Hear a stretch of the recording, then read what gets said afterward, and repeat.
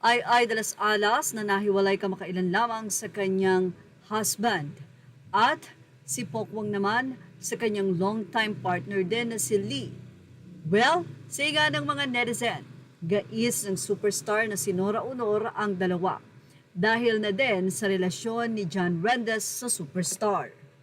Idininay man ni superstar Nora Honor o ibinahagi niya noon nga pong 17th birthday niya ang nasabi nga pong tunay na relasyon nila ni John Rendes kung saan sinabi nito na wala silang relasyon, tanging manager and talent at talagang napakatagal na naging magkaibigan ng dalawa pero marami mga netizen ang naniniwala na may special feelings sila John Rendes at Nora Honor sa isa't isa.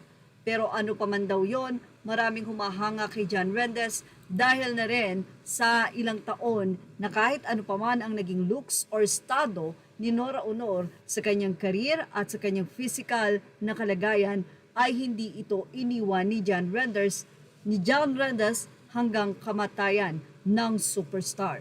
So marami nga ang nagsasabi na may forever pa rin talaga, although ang makapaghihiwalay lang sa inyo ay kamatayan.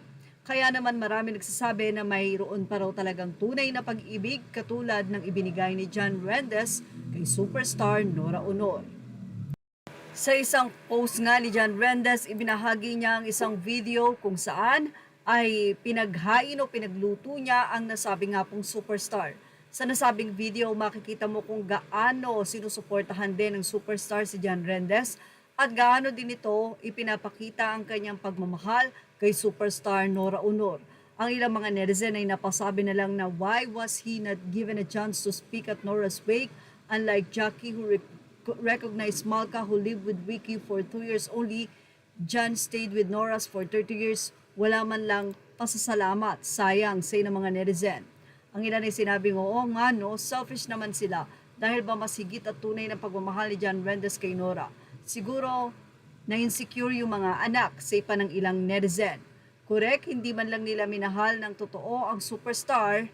Well, may mga pagtuligsa rito, but anyway, marami naman ang nagpapasalamat kay John Rendes dahil anila tunay daw nilang nakikita ang pagmamahal nito sa yumaong aktres. Nakakalungkot nga lang daw na kung kailan pumanaw na ang superstar na si Nora Honor ay tsaka ngayon napapansin ang mga ginawa ni John dahil nga sa ngayon ay nakafocus pa ang atensyon ng mga netizen dahil nga sa bago pa lamang na pagpanaw ng nasabi nga pong minahal ng sabayang Pilipino na si superstar Nora Honor.